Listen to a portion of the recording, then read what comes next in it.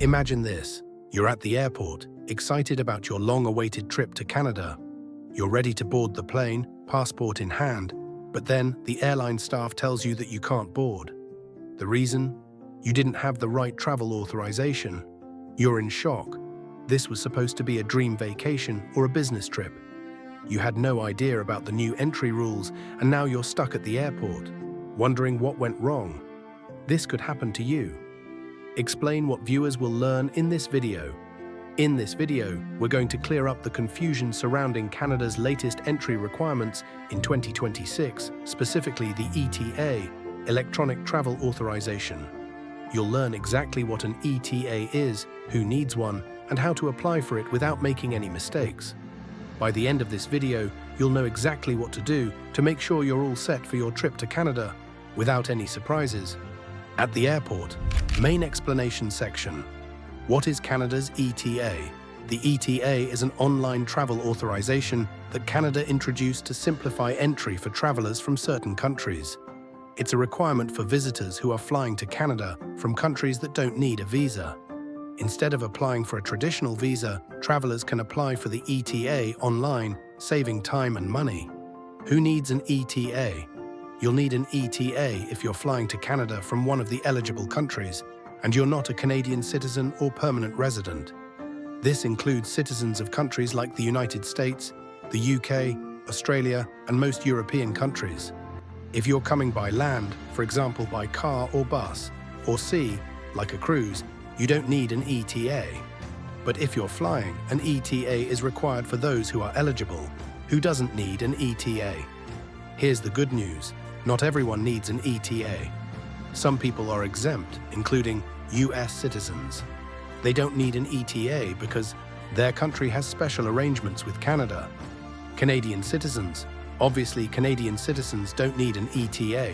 Permanent residents of Canada. They also don't need an eTA. Travelers with a valid visa. If you already have a valid visa for Canada, you don't need an eTA. Some diplomats or representatives, some specific diplomats, government officials, or military personnel may be exempt from the eTA requirement. Common misunderstandings about the eTA. A lot of travelers get confused about who exactly needs an eTA and how it works. Here are a few common misunderstandings. I need a visa, not an eTA. This is false for travelers from eligible countries. If you're from a country that doesn't need a visa for short stays, you likely need an eTA instead. It's a full visa, so I can work or study in Canada. The eTA is only for short visits, like tourism or business trips. If you're planning to study or work in Canada, you'll need a separate permit or visa. I don't need to apply for the eTA until I get to the airport. The eTA must be approved before you even board your flight to Canada. Applying last minute at the airport could cause unnecessary delays. How to apply for an eTA? Applying for an eTA is quick and simple, but you need to follow the correct steps. Go online. The first thing you'll do is visit the official website to apply for your eTA. It's an online application, and you'll need access to a computer or phone with internet. Fill in your personal details. You'll be asked for basic information like your name, date of birth, passport number, and the country of your passport. Answer a few security questions. There will be questions to check if you're eligible to enter Canada, such as questions about your criminal history or medical conditions. Don't worry, most people answer no to these. Pay the application fee. The fee for applying is relatively low. You'll need a credit card to pay the small fee. Wait. For approval, in most cases, you'll receive approval for your eTA within minutes. However, you should apply at least 3 days before your flight, just in case there are any issues. How long is the eTA valid for? Once approved, your eTA is valid for up to 5 years, or until your passport expires, whichever comes first. This means you can travel multiple times to Canada during this period without needing to reapply. Just make sure your passport is still valid. When to apply for an eTA? It's important to apply for your eTA as soon as you know your travel plans. While it's possible to apply just before your flight, it's best to do it at least 3 days before you travel. If there's a problem with your application, it can take time to resolve it, and you don't want to risk missing your flight. Common mistakes section. Here are some common mistakes that travelers often make when applying for an ETA. Not checking eligibility. First, many travelers apply for an ETA without checking if they really need one. They assume that because they don't need a visa, they're automatically eligible for the ETA. Always confirm your eligibility before applying. Waiting too late to apply. It's easy to leave things to the last minute, but applying for your ETA on the day of travel can lead to stress. Always apply at least 72 hours before your flight. Mistaking an ETA for a visa. The ETA is not a visa. It's for short visits only, like tourism or business. If you plan to study or work in Canada, you need a separate permit or visa. Incorrect information on the application. One of the most common mistakes is entering the wrong details on the ETA application, like your passport number or date of birth. Double-check everything before you submit your application to avoid delays. Not having a valid passport. If your passport expires soon, you may not be eligible for an ETA, even if you're from an eligible country. Make sure your passport is valid for at least 6 months beyond your travel date.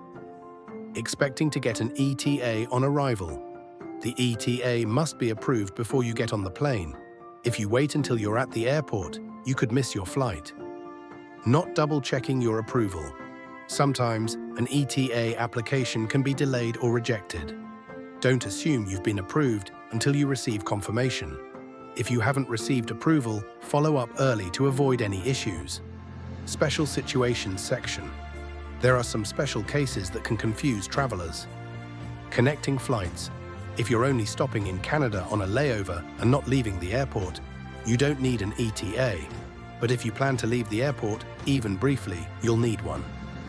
Dual nationality.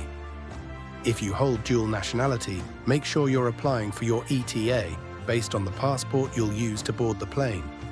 An ETA is linked to the passport number you submit in your application. Expired passport. If your passport is expired or will expire soon, you won't be able to get an ETA.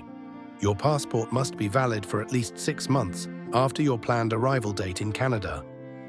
Having a criminal record. If you've been convicted of a crime, you may not be eligible for an ETA.